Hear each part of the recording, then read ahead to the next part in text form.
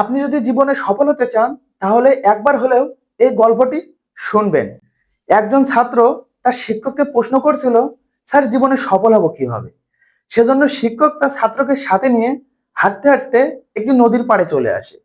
এরপরে শিক্ষক তার ছাত্রকে সাথে নিয়ে নদীর পানিতে যখন নামে, যখন তাদের হাঁটু পর্যন্ত পায়ের নিচে চলে যায়, কোমর পর্যন্ত পায়ের নিচে চলে যায় ও যখন তাদের বুক পর্যন্ত পায়ের নিচে চলে যায়, তখন শিক্ষক তার সমস্ত শরীরের শক্তি দিয়ে ছাত্রকে পানির নিচে সজোরে ঠেসে ধরে রাখছিল। পানির নিচ থেকে ওঠার জন্য ছাত্র খুব ছটফট করছিল, তার সমস্ত শরীরের শক্তি প্রয়োগ করছিল, কিন্তু শিক্ষকও তার সমস্ত শরীরের শক্তি দিয়ে ছাত্রকে পানির নিচে ঠেসে ধরে রাখছিল।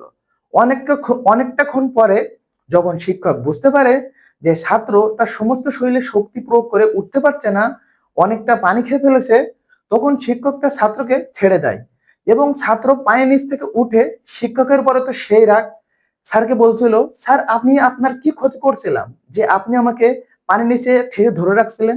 আপনি আমাকে মেলে ফেলতে চাইছিলেন, আপনি তো আমাকে অ্যাটেম্প টু মার্ডার করে ফেলছিলেন, কি দোষ করেছিলাম আমি?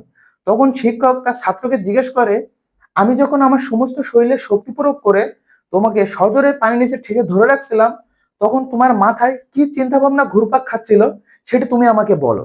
তখন ছাত্র তার স্যারের এই প্রশ্নের উত্তরে বলে, স্যার আপনি যখন আমাকে পানির নিচে সজোরে ঠেসে ধরে রাখছিলেন, তখন আমার মাথায় যে চিন্তা ভাবনা ঘুরপাক খাচ্ছিল সেটি হলো, আমি কিভাবে পানির নিচ থেকে উঠবো। আমার সমস্ত শরীরের শক্তি প্রয়োগ করে হলেও আমাকে পানির নিচ থেকে উঠতে হবে, উপরে উঠে আমাকে শ্বাস প্রশ্বাস নিতে হবে, এইটাই ঘুরপাক খাচ্ছিল। তখন শিক্ষক ছাত্রকে আরেকটি প্রশ্ন করে যে, আমি যখন তোমাকে সমস্ত শরীরের শক্তি দিয়ে পানির নিচে ধরে রাখছিলাম ঠেসে, তখন আর কিছু তোমার মাথায় আসছিল না এইগুলো বাদে? যেমন তোমার মা বাবা ভাই বোন বা অন্যান্য কোনো কিছু চিন্তা ভাবনা? তখন শিক্ষকের এই প্রশ্নের জবাবে ছাত্র বলল, স্যার আমার আর মাথায় আর কিছু আসছিল না, আমার মাথায় একটা চিন্তা ভাবনায় কাজ করছিল যে আমাকে পানির নিচ থেকে উঠতে হবে এবং উপরে উঠে আমাকে শ্বাস প্রশ্বাস নিতে হবে ও আমার সমস্ত শরীরে শক্তি প্রয়োগ করলে হলেও আমাকে পানির নিচ থেকে উঠতে হবে। তখন ছাত্রের এই প্রশ্নের জবাবে শিক্ষক বলল, তোমার কোনো কাজের প্রতি যখন এরকম লক্ষ্য বা এরকম ইচ্ছা শক্তি চলে আসবে, তখনই তো তুমি ওই কাজে সাকসেসফুল হবে।